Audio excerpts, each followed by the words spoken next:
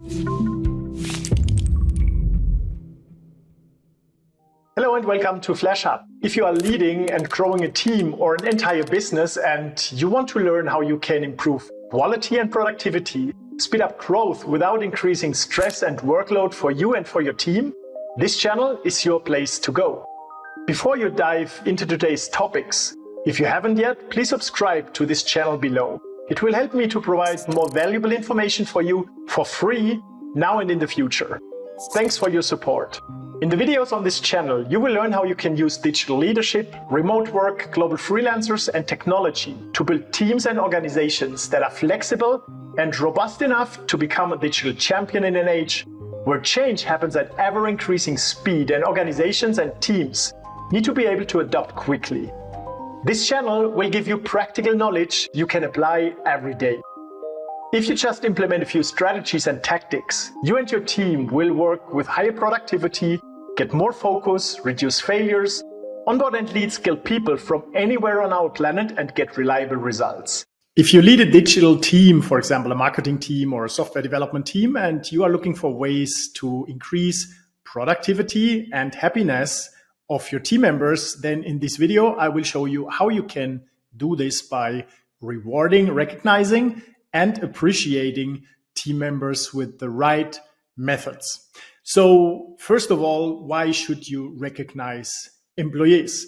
And the simple answer is because people want to feel appreciated and they want to be seen for the work they do. Now, of course, you should not do it in the wrong way, which means you just recognize and appreciate them for anything. Then this feels like artificial and false. If you just award or recognize people for anything because you heard that you need to recognize them more often, then this will lead you into the wrong direction because people have no idea why they get awarded and appreciated and recognized if you don't appreciate specific behavior. And this is the first rule, how to do it properly. When you see a person is doing something well and as a consequence, the person creates a good specific result, then what you should appreciate and recognize is the actions they took that led to the result. Because then next time they know what they should repeatedly doing in order to create more of these results.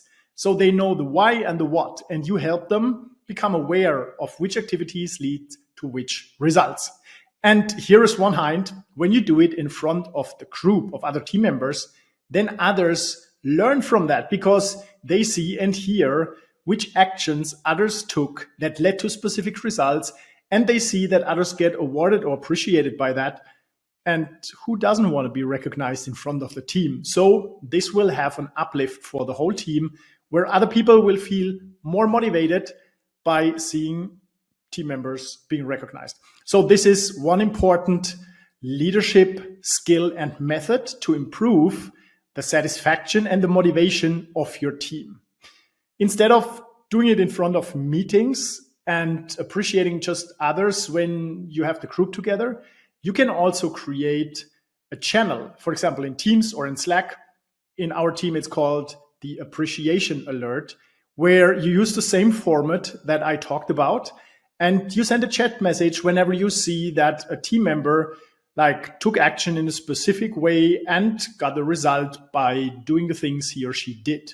So then you can award and reward and appreciate and recognize other people also asynchronously, which is one important work method for highly productive virtual teams.